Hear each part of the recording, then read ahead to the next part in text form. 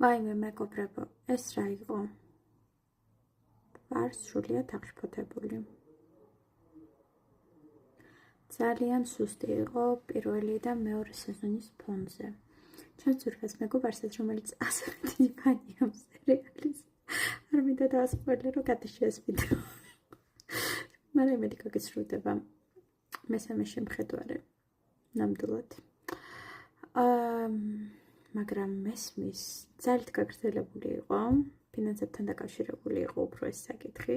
მეორეზე ლოგიკურ დასრულებად რო ექნებოდა, ამაზე მოდი ერთხმად შევთანხმდეთ რა.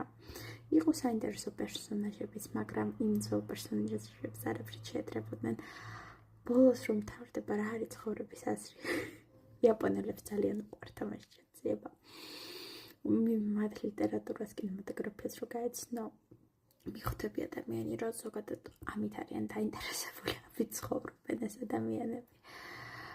და ძალიან განცალკევებული ქვეყანაა, როგორც იცით და ამათ შეუწყო ხელი ამ ინტროვერტის მინდა თქვა რომ ჩემს ინტროვერტობაში დიდი როლი მაითამაშეს.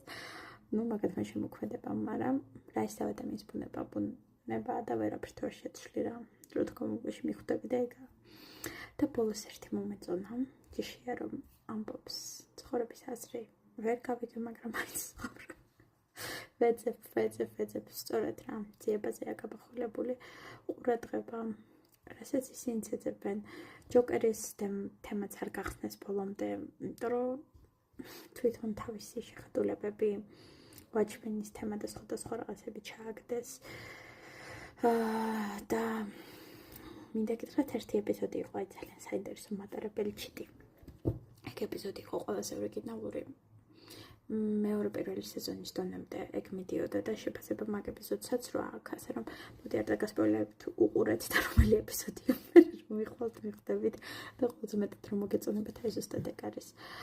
დასასრულზე ვერ ვიტყვი, ცხოვრება რო გამოცდა თამაში ასე შემდეგ, დასასრულში ჩააგდეს, მაგრამ Squid Game-ისნაირი დასასრული რო გააკეთეს, ამათ არ ვაპატიებ ამერიკული ვერსიები, რომლებსაც არავინ არ მოითხოვს, თუნდაც Squid Game-ზე რა ცნობილი ადამიანიც არ უნდა გამოიყვანო, არ მომინდება, იმიტომ რომ ასეული მუღამი მქონდა სერიალების Alice in Borderland-ისაც იაპონური არაფრით არ უყურებ, ამერიკული გაგრძელება რო ქონდეს.